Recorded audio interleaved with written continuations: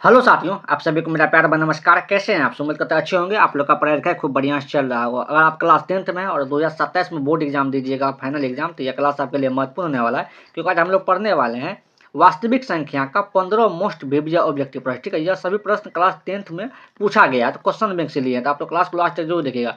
Class में आए तो क्लास को लाइक कर लीजिए, अपने दोस्तों को भी शेयर कर दीजिए, चैनल को जो सब्सक्राइब कर लीजिए। ठीक है, अगर आप लोग वास्तविक संख्या पढ़े हैं तो आप लोग क्लास को लास्ट तक जरूर देखिए। देखिए, पहला प्रश्न है आपका यहाँ पे कि निम्नलिखित में से कौन सा अभाज्य संख्या है। तो अभाज्य संख्या क्या होता है? वैसी संख्या जिसमें एक और स्वयं के अलावा किसी और संख्या से भाग नहीं लगे, उसे क्या कहते हैं? अभाज्य संख्या। जैसे 2, देखिए 3, 5, 7 डॉट डॉट, यह सभी क्या है? अभाज्य संख्या।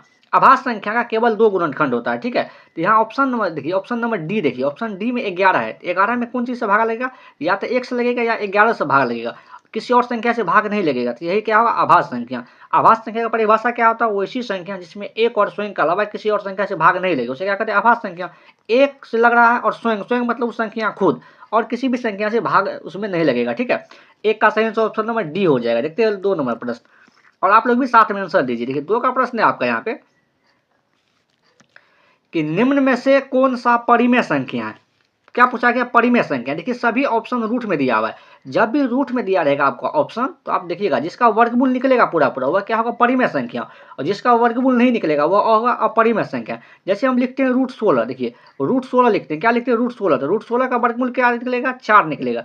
तो √16 क्या होगा? परिमेय संख्या। जैसे लिखते हैं हम √25, तो √25 का वर्गमूल कितना निकलेगा? 5 निकलेगा। तो √25 क्या है? परिमेय संख्या है। लेकिन हम लिखते हैं रूट का 21, तो √21 का वर्गमूल नहीं निकलेगा। तो जब √21 का वर्गमूल नहीं निकलेगा तो यह क्या होगा? अपरिमेय संख्या। आपको ध्यान रखना है। ठीक है, तो यहाँ पे परिमेय संख्या पूछा गया। जैसे √5 है तो √5 का वर्गमूल नहीं निकलेगा, तो यह क्या है? अपरिमेय संख्या। तो यह आंसर नहीं होगा। लेकिन बी में देखिए 2√3 दिया हुआ है, 2√3 लिखा हुआ है। ठीक है, देखिए यहाँ 2 है परिमेय संख्या, लेकिन √3 है अपरिमेय संख्या। जब परिमेय संख्या को अपरिमेय संख्या से गुना करेंगे तो क्या होगा? अपरिमेय संख्या हो जाता है। क्या होगा? अपरिमेय संख्या। तो यह भी आंसर नहीं होगा। ऑप्शन नंबर सी देखिए, ऑप्शन नंबर सी में है क्या पर 4 माइनस का √5 है, तो 4 माइनस का √5 दिया हुआ है। ठीक है, देखिए 4 है यहाँ पे परिमेय संख्या, और √5 है अपरिमेय संख्या। जब परिमेय संख्या में से अपरिमेय संख्या घटाते हैं तो क्या होता है? अपरिमेय संख्या आता है। ठीक है, आपको ध्यान रखना है। ठीक, ऑप्शन नंबर यहाँ पे देखिए डी, तो डी में दिया हुआ √16, तो √16 का वर्गमूल कितना निकलता है? √16 का वर्गमूल 4 निकलेगा। तो 4 परिमेय संख्या, तो यही तो पूछा गया, परिमेय संख्या। ठीक है, इसका सही आंसर ऑप्शन नंबर डी हो जाएगा 2 का। देखते हैं 3 नंबर प्रश्न। देखिए आप लोग क्लास को लाइक शेयर सब्सक्राइब जरूर करिए। देखिए 3 का प्रश्न है आपका यहाँ पे 6,8 और 22 का लॉसो और मोसा का अनुपात है। तो लॉसो और मोसा का अनुपात निकालना है। पहले हम लोग लॉसो निकालते हैं। 6, 8 और 22, इसका क्या निकालते हैं हम लोग? पहले एलसीएम निकालते हैं। तो 2 से लगेगा कितना हो जाएगा? यहाँ पे 3 हो जाएगा। फिर अगर 2 से लगेगा कितना होगा? 4 हो जाएगा। फिर अगर 2 से लगेगा कितना होगा? 11 हो जाएगा। ठीक है, अब देखिए यहाँ पे अब कोई भी संख्या से नहीं लगेगा तो गुना हो जाएगा। 2 गुना, 3 गुना, 4 गुना 11 हो जाएगा। ठीक है, अब देखिए 2 दूनी 2 तिया कितना हो गया? 6, 6 चौका 24 है, 24 गुना 11 हो जाएगा। तो 24 गुना 11 एलसीएम कितना हो जाएगा? 24 गुना 11। तो 24 गुना 11 करेंगे यहाँ पे, 24 गुना 11, तो 11 चौका 44 का 4 हो जाएगा। हासिल कितना हो जाएगा आपका यहाँ पे?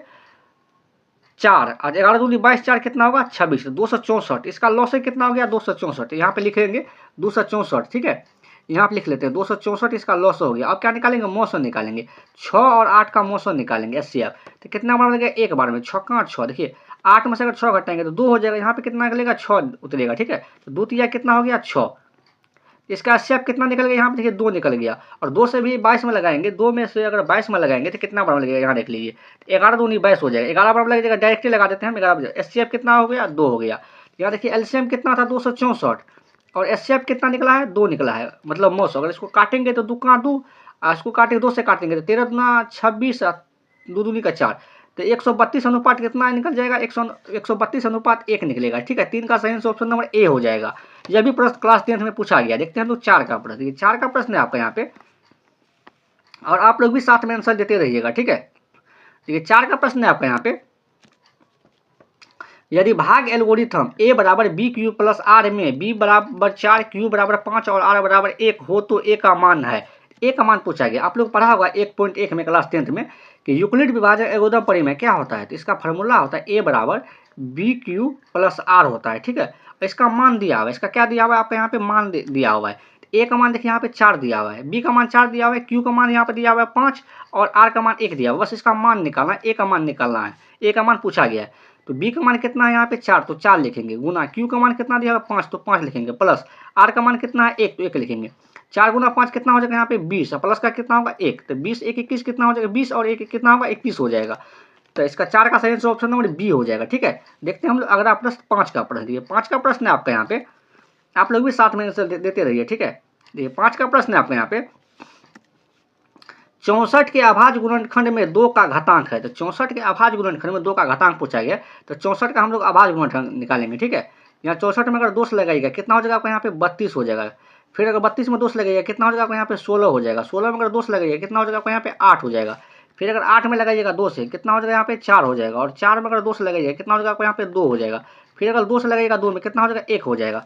तो 64 बराबर यहाँ क्या हो जाएगा, यहाँ देखिए 64 बराबर क्या होगा यहाँ पे, यहाँ हम लिख रहे हैं 64 बराबर कितना 2 हो गया, 1 2 3 4 5 6 हो गया। तो 1 2 3 4 5 और 6। ठीक है, तो 2 पावर कितना हो जाएगा यहाँ पे 6 हो जाएगा। इसी को क्या लिखेंगे, 2 दूनी का 4 दूनी का 8 दूनी का 16 दूनी का 32 दूनी का 64, 2 पावर क्या लिखेंगे 6। तो यही तो पूछा गया 2 का घातांक, तो 2 का घातांक क्या हो जाएगा यहाँ पे देखिए 6 होगा। ठीक है, 2 का घातांक कितना हो जाएगा यहाँ से 6 हो जाएगा।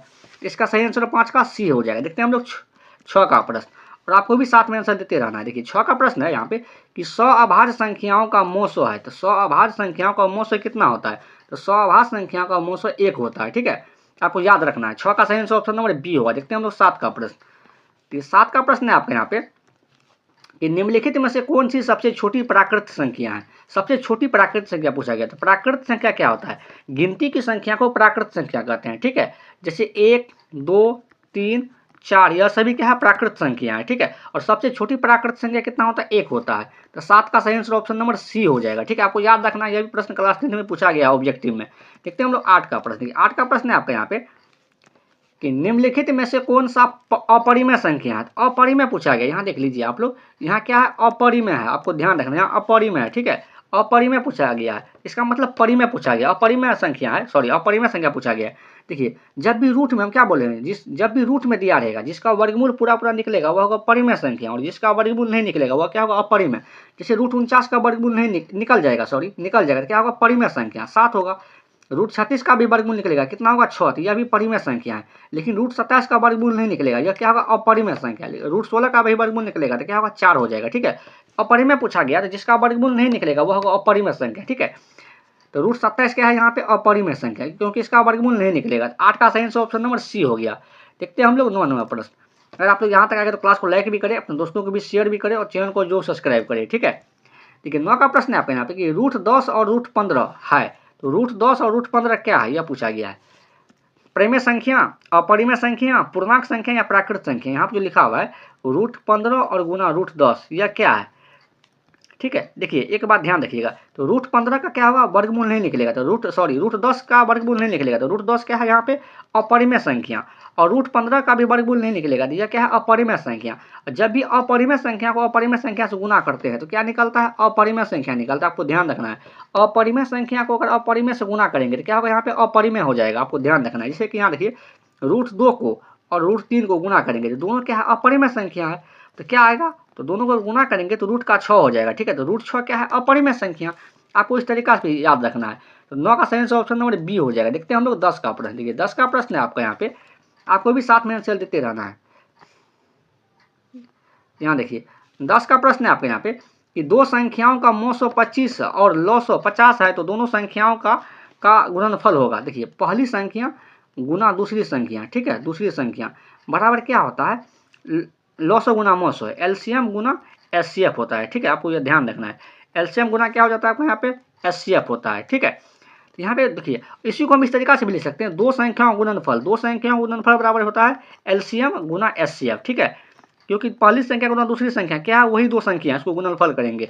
तो यही पूछा गया, तो दो संख्याओं गुणनफल, बस दोनों संख्याओं गुना कर देना है, 900 गुना 900 कर देना है, तो 25 गुना 50 करेंगे। ठीक है, लॉस तो क्या होगा 25 पंचा हो जाएगा आपका यहाँ पे 125, और एक जीरो है तो एक जीरो बैठा दीजिए यहाँ पे, तो 1250 हो जाएगा। कितना होगा 1250। तो 10 का सही आंसर ऑप्शन नंबर ए हो जाएगा। देखते हैं हम लोग 11 का प्रश्न।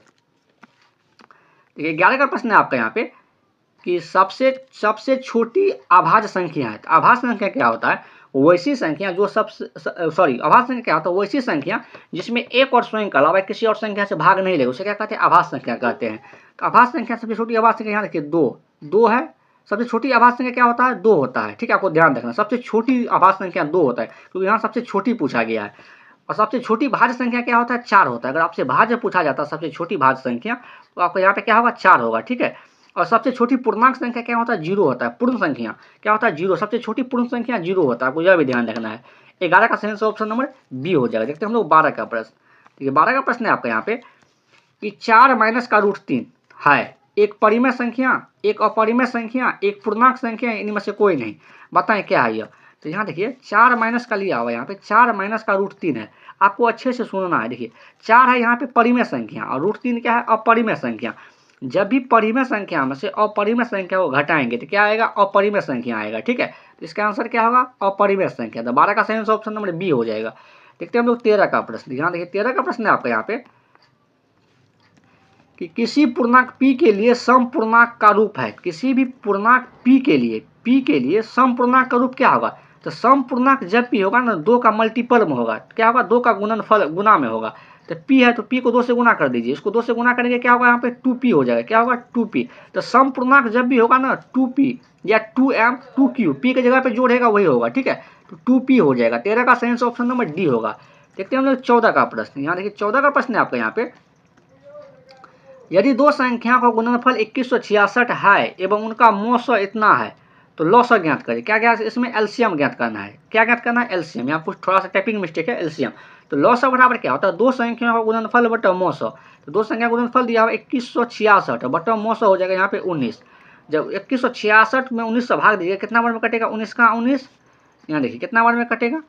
19 का 19 एक बार में, और यहाँ बचा 2 और 6, 19 2 21 26, 19 का 19 कितना हो गया यहाँ पे? 19 7, 19 चौका 76, 114 बार में कटेगा। कितना बार में कटेगा? 114 बार में। ठीक है, आप लोग भी भाग देख लीजिएगा। 14 का सही आंसर ऑप्शन नंबर सी हो जाएगा। देखते हैं हम लोग 15 का प्रश्न, और ये अंतिम प्रश्न था। ये देखिए 15 का प्रश्न है आपका यहाँ पे कि निम्नलिखित में से कौन सा भाज्य संख्या है? तो भाज्य संख्या पूछा गया है। तो ये सबसे छोटी भाज्य संख्या क्या होता है? अभी अभी बताएं कि सबसे छोटी भाज्य संख्या होता है आपका यहाँ पे 4 होता है। सबसे छोटी पूछेगा तो भाज्य 4 होगा। लेकिन भाज्य संख्या क्या होता है? वैसी संख्या जिसमें एक और स्वयं के अलावा किसी और संख्या से भाग लग जाए तो क्या होता है यहाँ पे? भाज्य संख्या। जैसे यहाँ पे देखिए 21 है, ऑप्शन नंबर बी में देखिए 21 है। 21 में कौन कौन संख्या से भाग लगेगा? 1 से भी लगेगा, यहाँ पे 3 से भी लगेगा, 7 से भी लगेगा और 21 से भी लगेगा। ठीक है, तो यह क्या है? 21 भाज्य संख्या। 21 क्या है? भाज्य संख्या।